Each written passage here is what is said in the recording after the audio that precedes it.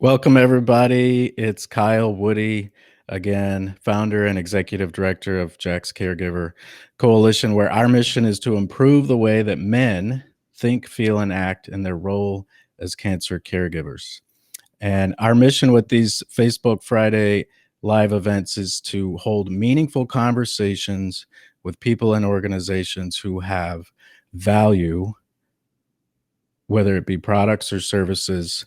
I would even say extreme value to offer caregivers. And I'm excited to introduce to you today Dr. Jean Accius. But before I do, a couple of notes of gratitude to share with you all. So, something that's interesting about caregiving in the light of this COVID-19 era is that a lot of this is not new at all for caregivers. Feelings of uncertainty, of isolation, feeling like a beginner, learning to become a teacher, all these things that the world is experiencing, caregivers, this is not new territory for many of them.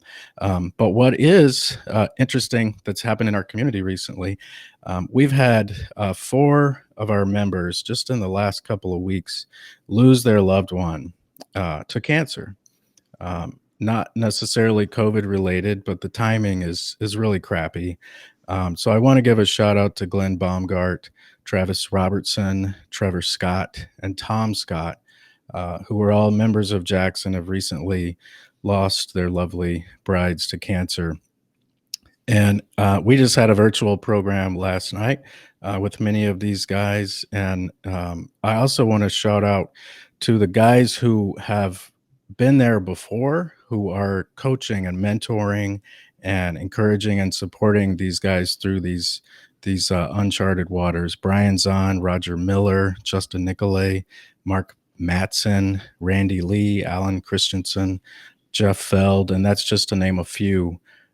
So thank you guys for being there for those gentlemen. They're in a situation where they're not having funerals, right?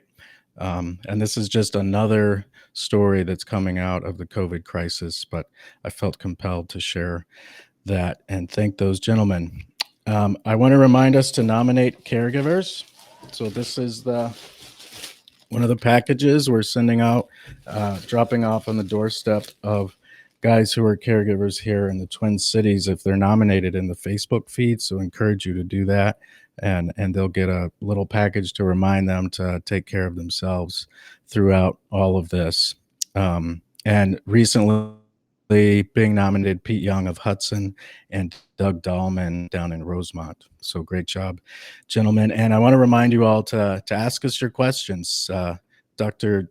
Jean and I know that would really be honored and humbled by your questions, and we'll do our best to answer them. And so with no further ado, welcome to the show today, Dr. Jean Accius. I'm going to read a little bit of his bio, which if you get a chance, please read the whole thing.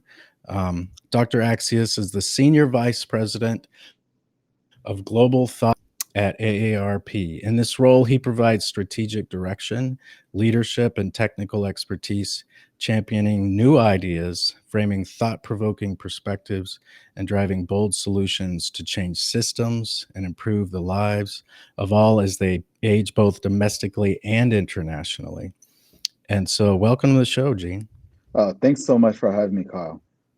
Hey, it's our honor, and it dawned on me as I was preparing for this, all the things that you and your team have done for us over the years, starting with videos that you've produced for us, years of financial support for launching things like podcast, which, we had no idea how to do these things. And you guys, without your support, they would have never happened. Some of those projects were not so successful, like the Twitter chats that I remember, that I think it was me and you Twitter chatting with each other We had about. one other, I think we had one other person join us, right? Yeah, it was like, man, what are we doing here?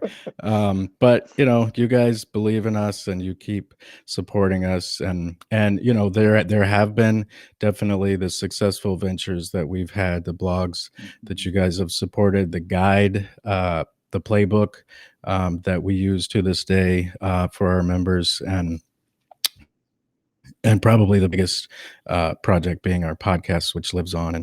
And so we just wanted to start out by expressing our gratitude Well, you for that. well, let me just say a couple of things. One is the fact that I want to thank all of you because you're on the front lines doing really the hard work. And as you open up the conversation and acknowledging the fellas that have lost their spouses as a result of cancer, it really speaks volumes to what Jax is all about. And it has been a tremendous honor and a profound relationship between AARP and Jax over the last several years. And we are just beyond supportive and thankful for the work that you're doing, for the lives that you're touching, as well as for the lives that you're impacting in a very meaningful way. Because as you indicated, caregiving is tough. There's rewarding moments to it, but it's a very tough journey, and it's even complicated when you're thinking that you have to do this by yourself. Yeah, and I can't get my head around AARP, honestly, like the scale of your of membership, and Hmm. we're this narrow kind of slice, right? And we have a very targeted mission. But tell me, for example, a common myth that I have to deal with at Jax is that we only serve men who were cancer caregivers. We also serve women. What are some myths about AARP maybe that you spend time correcting or Hmm. dispelling?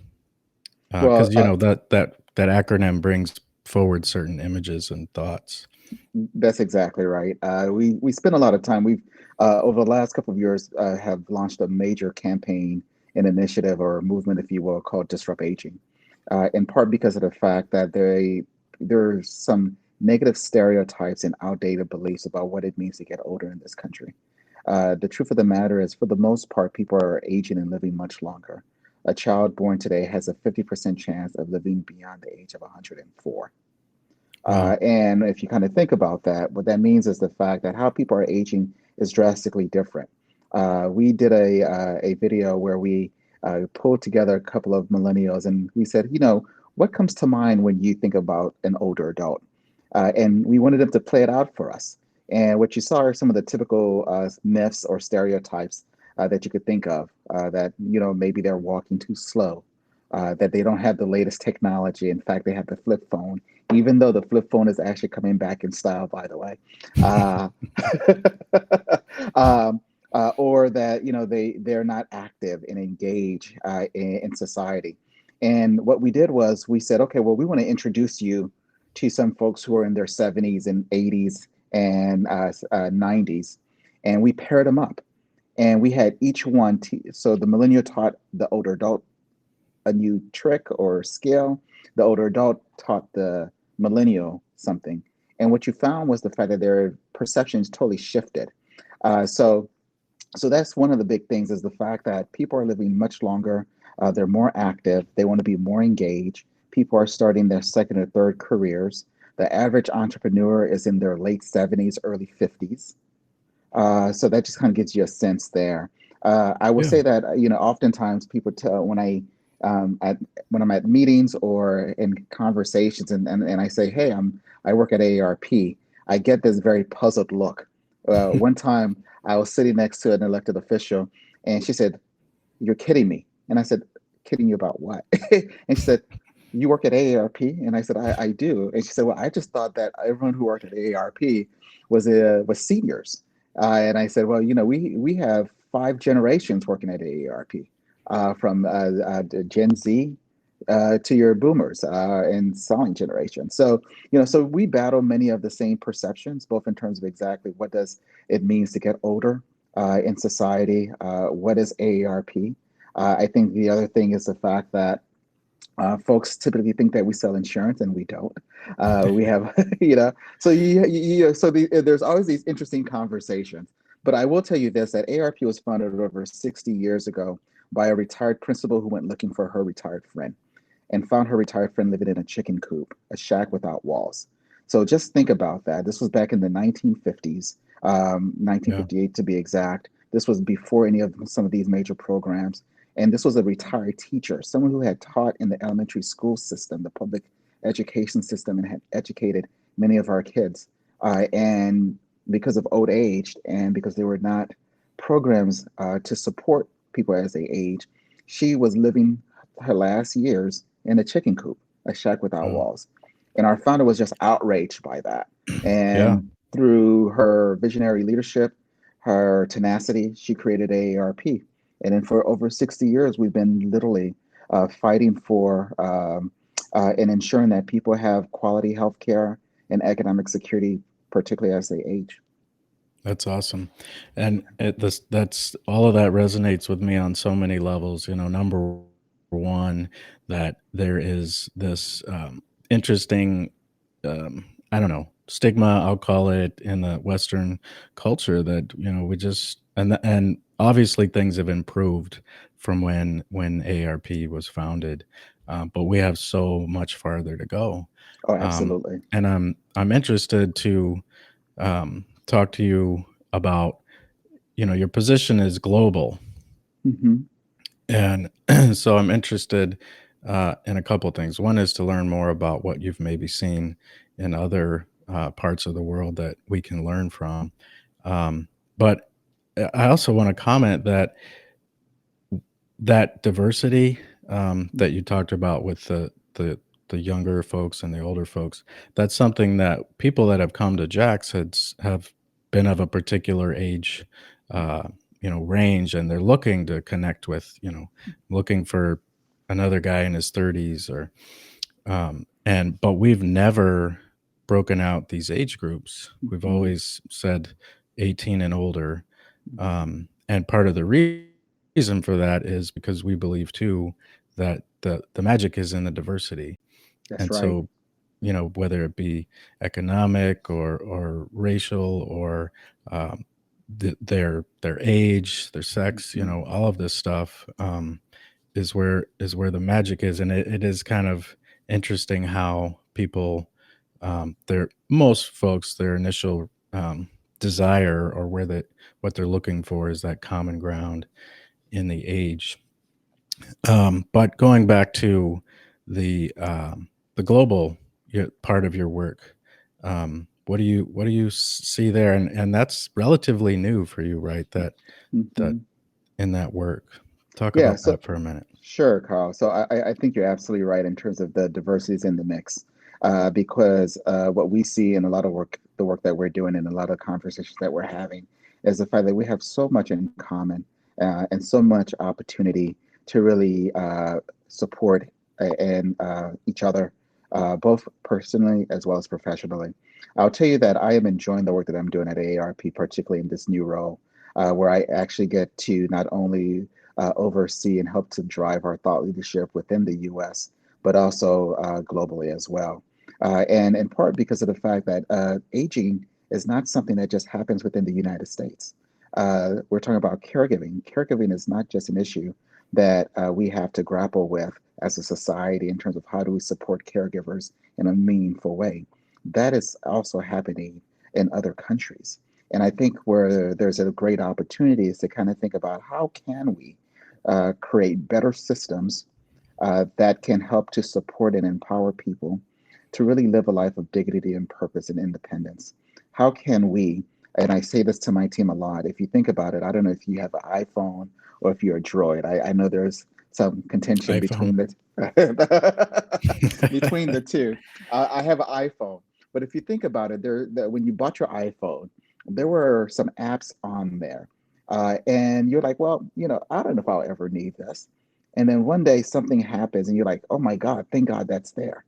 And what we're trying to do is kind of think about how do we create systems that empowers people to really be in the driver's seat of their own destiny. And oftentimes, what we have learned is the fact that caregivers are grappling with systems that are not necessarily in a design to put the person and their families in the center of it. And oftentimes they're grappling with and saying, why don't I know this? And there's a sense of guilt and a sense of frustration. Well, it's not necessarily their fault. But when if you're doing this and you're on this journey by yourself, or and you think you're alone, you think it is your fault. You start to internalize a lot of these small yet very instrumental big things, right? Because it starts to compound. So I'll use a good example of caregiving. Uh, you know, um, there are millions, clearly, of caregivers in the United States, roughly about 41 million. And of that, about 16 million are men. And when we start to look at Canada and other countries, we're starting to see some of the same type of trends and patterns, meaning the fact that the population is getting older, families are having fewer and fewer kids. And as a result, we have to start to kind of think about what are the ways in which we can support people, particularly as they age. Whether that is in the context of providing incentives to ensure that people can stay in their homes and communities for as long as possible, or providing financial support for family caregivers, because there is a financial cost. We know on average that family caregivers are spending roughly about 20% of their income on out of pocket costs related to caregiving. And that doesn't even include long term care. Right. This is just, just the managing of the household. This is the trips to the medical or the doctor's office. This is the food and all of the things that the medication that's needed. I mean, there's a host of things. So what we're doing, particularly in the caregiving context, is think about how are other countries designing programs and solutions to really help support family caregivers. This is an area where many countries are saying, you know what, we need to do a better job of supporting family caregivers because they're on the front lines. And in the absence of caregivers, the government would have to take on more responsibility. Someone or some entity would have to take on some more responsibility.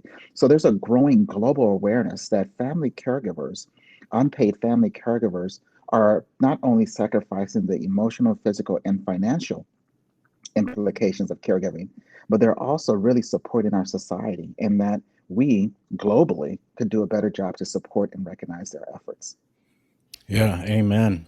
And that, the cost, and just back to ARP's mission Mhm. in that helping people age with dignity.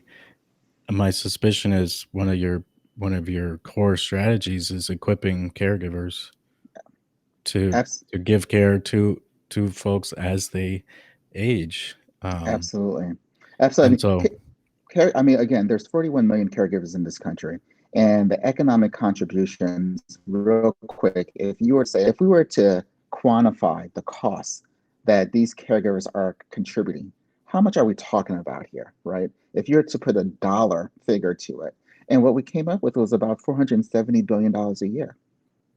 So the unpaid care is the tune of $470 billion a year. So if you were to think about that, uh, there many caregivers are working. They're trying to balance their work obligations as well as providing care. They're trying to many about 11 million are roughly what we refer to as sandwich caregivers, right? So they're caring for a spouse or a parent while raising their kids. Just yep, think about, there's a amount of significant pressures there. So for AARP, caregivers are a huge core focus of the work that we do. And what we loved about our partnership with JAX is because of the fact that we know that there are a great diversity of people who are providing care. And what we wanted to do was to start to spotlight and amplify the different experiences of caregivers, because what we didn't want to do is to be in a situation where society was not thinking about or did not see the different faces and voices of caregivers. Uh, and what I mean by that is the fact that in conversations that we've had across the country, we know that caregivers want to be heard, they want to be seen, and they want to make sure that what they are saying matters. No one's looking for a trophy because they're a caregiver, but they don't want to be invisible. And Yeah. for such a long time, caregivers in our country has been invisible. And if you were to unpack it, whether you're a male family caregiver or a millennial, because our society has a certain profile in terms of exactly who they think a caregiver is, that even was another layer of it being invisible. And we wanted to break the stereotypes. We wanted to ensure that when a caregiver goes to the hospital, that the healthcare professionals and providers would see that caregiver, whether or not that caregiver is a man, a woman, a millennial, a Gen X, or even a boomer. That the caregiver is part of that care team, and that caregiver needs support. They need guidance, and they need to be heard. That's awesome. And yeah, and that's what you guys are doing. I mean, the report that you published, I think in 2017, about male caregivers, where you guys found the 16 million uh, number across the country, staggering, right? And I don't Right. think, to your point, it's just it's a blind spot for so many Hmm. people. And so kudos to you and your work, and shining a light on these, not just men, but Hmm. other constituencies of folks that are out there Absolutely. doing this work. I'm curious, Gene, about how COVID-19 has, what does it look like from where you sit, Yeah. both professionally and personally, and let's just start with your professional life. Like, what Hmm. maybe offer up any, what ARP is, how ARP is responding, or just things you're seeing and hearing. Hmm. Well, there's no words to describe what we all are experiencing right now with COVID-19. I don't even think there's a word that best describes it. Um, I think, to your point earlier, Kyle, whether it's uncertainty, whether it's sadness, whether there's a sense of loss, whether there's frustration or anger, I mean, it's just a major disruption in our way of life and our way of being. And for AARP, we are combating this and fighting this uh, across the board, both at a national level as well as with our states. We host a weekly teletown hall uh, every Thursday at 1 o'clock, where we bring in federal officials to have conversations with our members. As you could imagine, and then as you're seeing, is the fact that while COVID-19 impacts anyone at any age, it disproportionately impact older adults because of weaker immune system and pre-existing conditions and things of that nature. And as a result, we are on the front lines of this from the beginning and even during the recovery. In addition to the teletown hall, weekly town halls that we're having every Thursday, we've had about maybe on average about 90,000 people call in Wow, weekly for those town halls. that's huge. What it speaks to is the fact that people are looking for trusted information. They're looking for tools and tips how to navigate. If you're a caregiver and you're having to provide care in this environment, that's another layer of stress.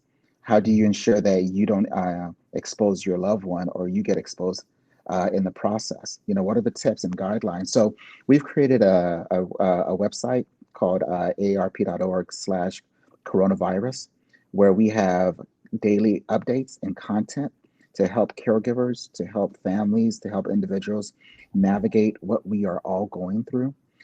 In addition to the content that we're creating, we've been advocating very strongly with many of the major legislations that are happening on Capitol Hill to ensure that people are receiving the services and the support that they need, whether in this time of crisis that people have access to telehealth is critically important.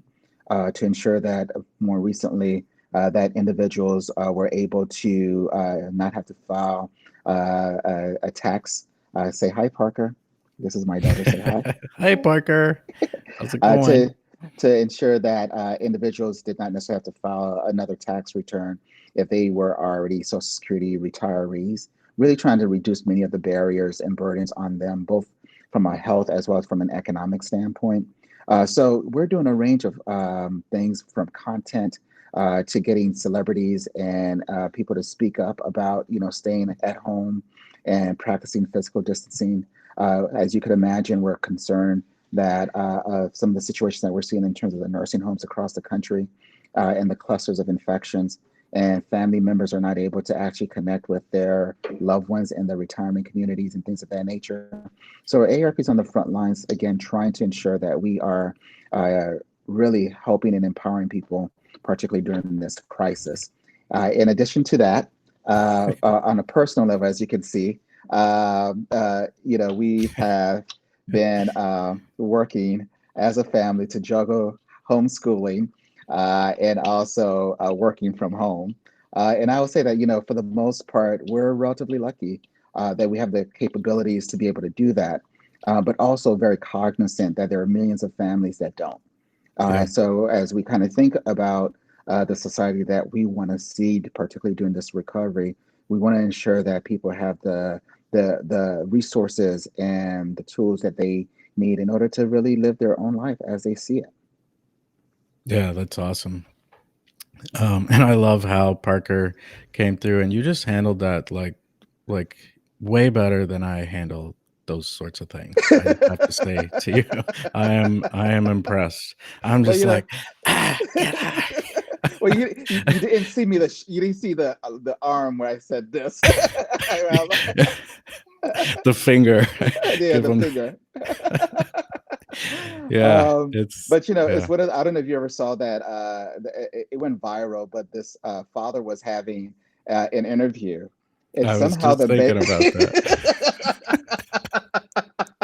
I thought that was That hilarious, right? that I was gonna mention it that your approach, while not ever gonna go viral, was much more appropriate, right? Like you're just like, "Hey, Parker," and that guy's like, "Get out of Yeah.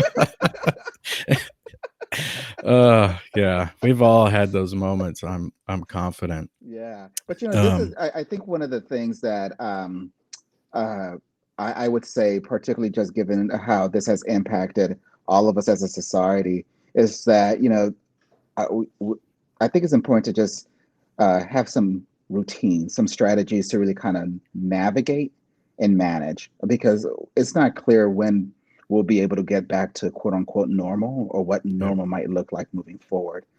So for me and for our family, it's the daily walks, or the daily go outside to the extent to which that the weather is nice. I've tried to institute some journaling because research and studies show that having an optimistic mindset is not only good for your health, but really helps you cope, particularly in times of crisis and anxiety. yeah, So looking for the silver lining in dark situations is something I've tried to do. And then, trying to figure out exactly what are some of the lessons that we can learn from this time. For me, Kyle, you know this extremely well because we've exchanged emails and had many conversations at 5 o'clock on a Friday. Is that it's given me an opportunity to kind of slow down just a tad bit and really appreciate life and for all its ups and downs, right? yeah, amen.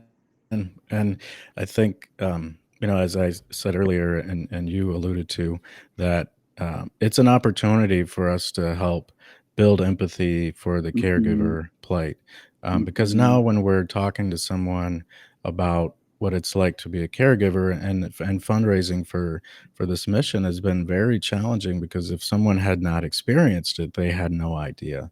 It's like, Hmm. wait, you're not sick? Okay, so what's the problem? Now we can say, look, you remember what happened in 2020?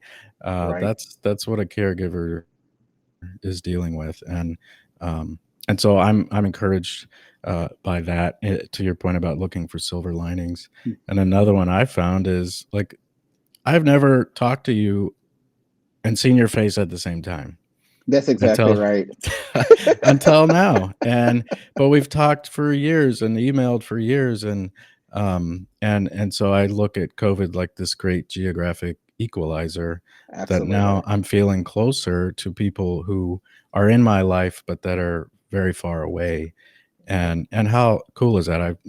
My sisters, my mom down in Texas. This is Mhm. so. I think it's an opportunity for us all, and I'd encourage those among us who are savvy with the tech to reach out to those in our circle that aren't. And here's how you get on a Zoom call. Here's how you do these things, because we've all experienced it.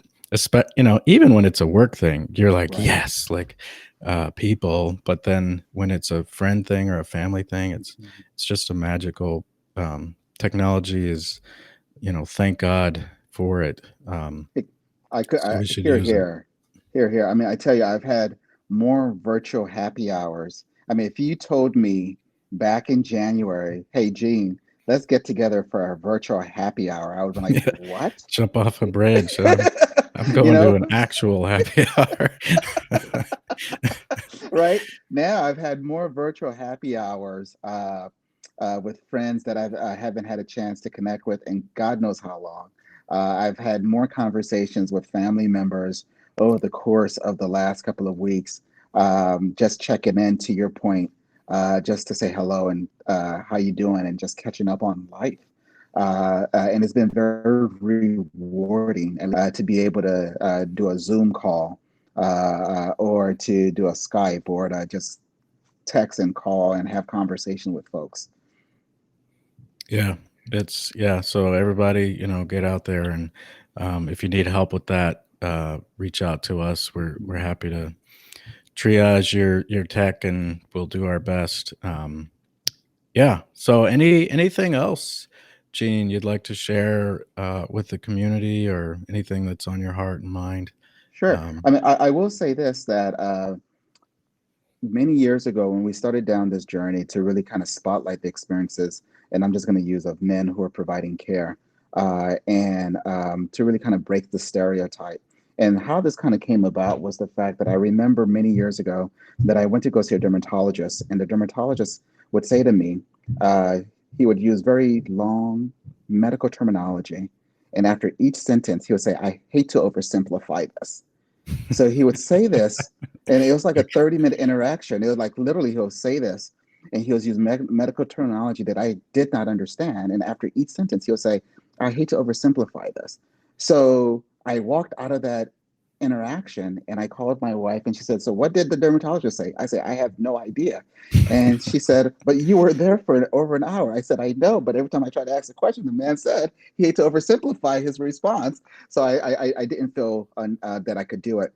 And I put those two stories together because of the fact that oftentimes, if we don't necessarily see the person, and if we can actually hear them from where they are, then no one actually wins. You're not really helping someone.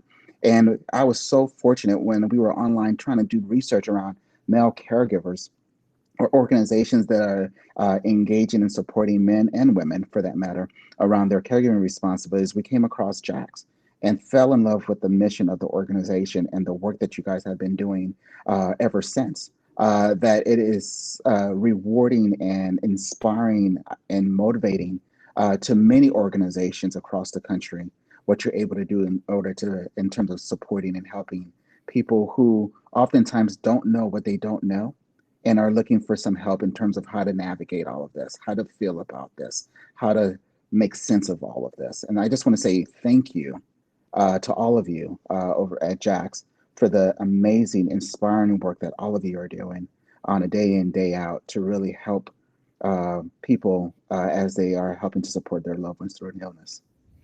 Well, you're making us blush, Gene, and it's because of the support that we get from organizations like yours, plain and simple. So thank you. And I was hoping my dog Janet would walk in, because you inspired me. Partially, it was you. You were an influence. My dog Janet is actually a male dog, Mhm. but he's breaking gender stereotypes, Great. just like we are at Jax. And so yeah, thank you, Gene, for being here today. I don't think we got any live questions, but if we get any questions on the feed, Gene will shoot them your way. There might be a Absolutely. comment later. So I know a lot of folks watch these after it's no longer live. So feel free to pop a question in the comments, or kudos to Gene for his work. And so, yeah, have a great weekend, Gene. Enjoy lots of walks. I will. Well, thank you so much, With your Kyle. family. Thank you all. You bet.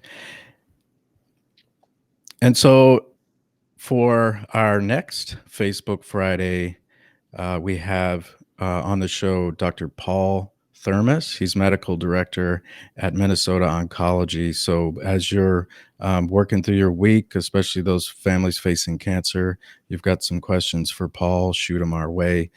We will have a great conversation with him next Friday. And just a reminder that we here at Jax, and the caregivers that we serve need you now more than ever. If you're so inclined, a donation on Facebook is the easiest way. Since you're on Facebook watching this, any amount is meaningful to us, and so grateful to those of you who've donated your birthday, which is a fun way to support us on Facebook as well.